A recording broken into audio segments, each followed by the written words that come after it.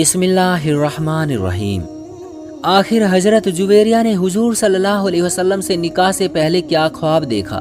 حضور صلی اللہ علیہ وسلم کی نبوت کے اعلان سے 2 سال پہلے عرب کے مشہور سردار اور آگے چل کر حضور صلی اللہ علیہ وسلم کے بننے والے سسر حارث بن ابی جرار کے گھر ایک بیٹی کی پیدائش ہوئی کہ جس کا نام برہ رکھا گیا، اور آگے چل کر انہی کا نام حضرت جویریہ پڑا کہ جن کی قسمت میں حضور صلی اللہ علیہ وسلم کی بیوی بننا لکھا تھا۔ اللہ تعالیٰ نے حضرت جویریہ کو بے حد خوبصورتی عطا فرمائی تھی، جو بھی انہیں دیکھتا حیران رہ جاتا۔ حضرت جویریہ بچپن ہی سے اپنے ماں باپ کی بہت لاڈلی تھی۔ وہ جو چیز بھی مانگ لیتی ان کے والد ان کے لیے حاضر کر دیتے۔ دھیرے دھیرے حضرت جویریہ جوانی کی عمر کو پہنچی تو ان کے والد کو اپنی بیٹی کی شادی کی فکر ہونے لگی۔ حضرت جویریہ کے لیے رشتے تو بہت آتے تھے، لیکن والد کی خواہش تھی کہ میں خود بھی سردار ہوں تو میری بچی کی شادی بھی کسی سردار گھرانے میں ہی ہونی چاہیے۔ انہی دنوں ایک روز جب حضرت جویریہ کے والد حارث اپنی بیوی کے ساتھ بیٹھے اپنی لڑکی جویریہ کی شادی کی باتیں کر رہے تھے تو اسی وقت ان کے قبیلے کا سردار صفوان آ گیا اور اس نے حارث سے ان کی بیٹی جویریہ کا رشتہ اپنے لڑکے مصافح کے ساتھ مانگ لیا۔ حضرت جویریہ کے والد اس پیشکش پر بہت خوش ہوئے اور انہوں نے فوراً سے یہ رشتہ قبول کر لیا، اور پھر جلدی حضرت جویریہ اور مصافح کی شادی ہو گئی۔ کچھ دنوں تک تو یہ دونوں بہت خوش ہو کر زندگی گزارتے رہے، مگر ایک رات اچانک حضرت جویریہ نے خواب دیکھا کہ کعبہ کی طرف سے چاند نکلا اور وہ چلتا ہوا ان کے قریب آیا اور پھر ان کی گود میں اتر گیا۔ حضرت جویریہ نے جیسے یہ خواب دیکھا تو گھبرا کر اٹھ بیٹھی اور سوچنے لگی کہ آخر اس خواب کا مطلب کیا ہے۔ حضرت جویریہ کو اچھی طرح پتا تھا کہ اس وقت مکہ کے اندر محمد کا دین عروج پر ہے اور روزانہ لوگوں کی ایک بڑی تعداد ان پر ایمان لا رہی ہے، تو وہ بیٹھ کر سوچنے لگی کہ کیا اس چاند سے مراد محمد صلی اللہ علیہ وسلم ہے۔ یہ خیال آتے ہی حضرت جویریہ نے اگلے ہی پل خود کو جھٹکا دیا اور کہنے لگی کہ ارے نہیں، ایسا ہرگز نہیں ہو سکتا، کیونکہ میرا شوہر اور میرے باپ تو محمد صلی اللہ علیہ وسلم کے سب سے بڑے دشمن ہیں۔ وہ تو ان کا نام لینا بھی پسند نہیں کرتے، ہمارے گھر میں تو ہر وقت ان کی برائی ہوتی رہتی ہے، تو اس چاند سے وہ مراد نہیں ہو سکتے۔ یہ ساری باتیں سوچ کر حضرت جویریہ نے اس وقت تو اپنے دل کو دلاسا دے لیا، لیکن اس خواب کے بعد اکثر ان کے اندر ایک الجھن سی رہتی۔ جب اگلی صبح وہ سو کر اٹھی تو ان کا چہرہ خوشی سے چمک رہا تھا، کیونکہ حضرت جویریہ کو بھی کہیں نہ کہیں اس بات کا یقین تھا کہ اس چاند سے مراد حضور صلی اللہ علیہ وسلم ہی ہے، اور ایک نہ ایک دن میری قسمت بھی بدلے گی۔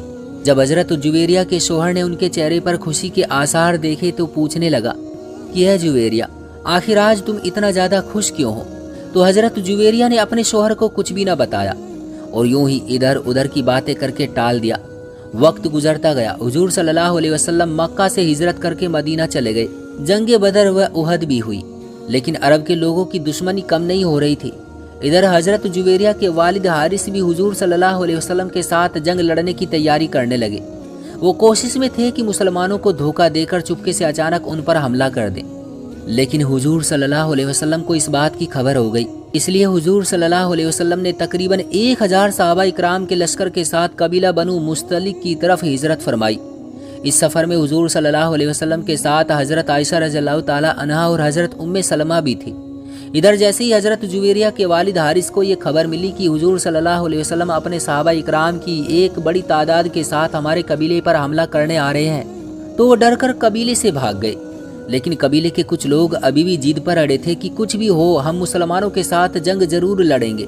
آخر جب صحابہ اکرام کا لشکر اس قبیلے میں پہنچا تو ان لوگوں نے پہاڑوں میں چھپ کر صحابہ اکرام پر تیر برسانے شروع کر دیے۔ کچھ دیر تو صحابہ اکرام ادھر ادھر بکھرے، لیکن پھر سبھی نے ایک جٹ ہو کر ان پر ایسا حملہ کیا کہ اس قبیلے کی جڑیں اکھاڑ کر رکھ دی۔ آخر یہ قبیلہ صحابہ اکرام کے سامنے کمزور پڑ گیا اور اپنی ہار مان لی۔ اسی جنگ میں حضرت جویریہ کے شوہر مصافح بھی مارے گئے اور حضرت جویریہ بیوہ ہو گئی۔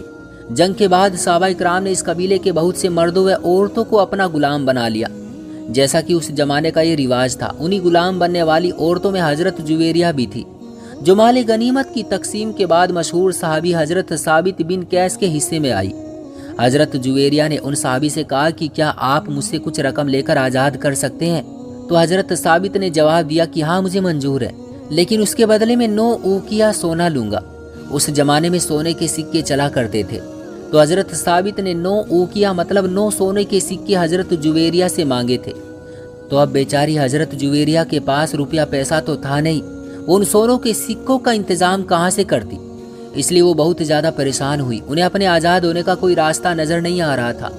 दूसरी तरफ जैसे ही हजरत जुवेरिया के वालिद को खबर हुई कि मेरी प्यारी बच्ची जुवेरिया को मुसलमानों ने कैद करके बांदी बना लिया है, तो वो दौड़ते हुए हुजूर सल्लल्लाहु अलैहि वसल्लम की खिदमत में पहुंचे और कहने लगे कि ए नेक इंसान, मैं अपने कबीले का सरदार हूँ, मेरी बेटी बहुत ऊंचे खानदान की है, हम ये बात गवारा नहीं कर सकते कि मेरी बेटी को बांदी बनाकर रखा जाए, इसलिए आप जो भी कीमत मांगे मैं वो देने को तैयार हूँ, बस आप मेरी बेटी को आज़ाद कर दें।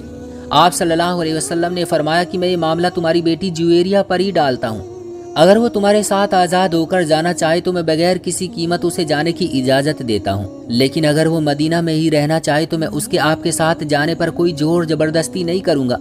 हुजूर सल्लल्लाहु अलैहि वसल्लम का ऐसा प्यारा सा जवाब सुनकर हजरत जुवेरिया के वालिद बहुत खुश हुए और जल्दी से अपनी बेटी जुवेरिया के पास पहुंचकर कहने लगे कि ए मेरी बेटी, मोहम्मद ने तुम्हें आज़ाद करके ले जाने की इजाज़त दे दी है, इसलिए अब तुम कोई ऐसा काम न करना कि जिसमें मेरी रुसवाई हो। लेकिन हजरत जुवेरिया ने जवाब दिया कि मैं मदीना छोड़कर जाना नहीं चाहती, क्योंकि शायद हजरत जुवेरिया समझ चुकी थी कि मेरा वो ख्वाब जो आज से कुछ साल पहले मैंने देखा था कि एक चांद मेरी गोद में आकर गिरा है, शायद उस ख्वाब की ताबीर मदीना ही में मौजूद है और जल्दी वो ख्वाब पूरा होने वाला है।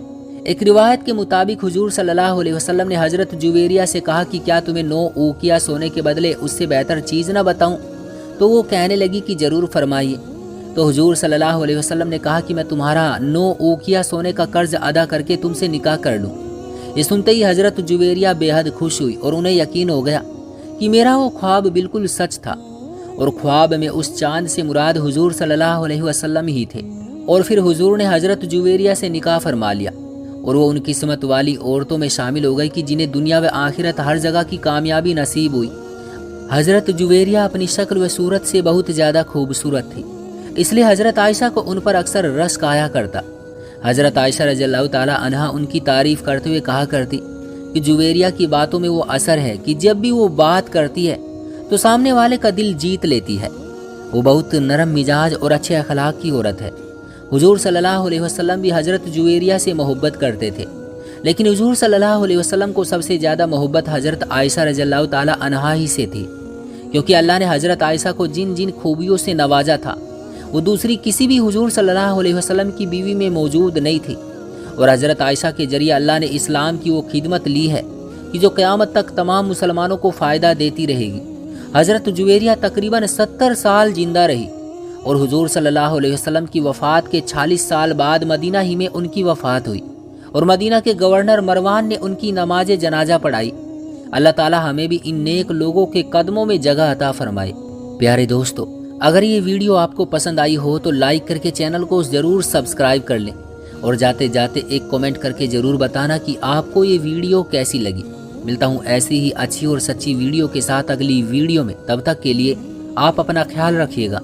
अल्लाह हाफिज़।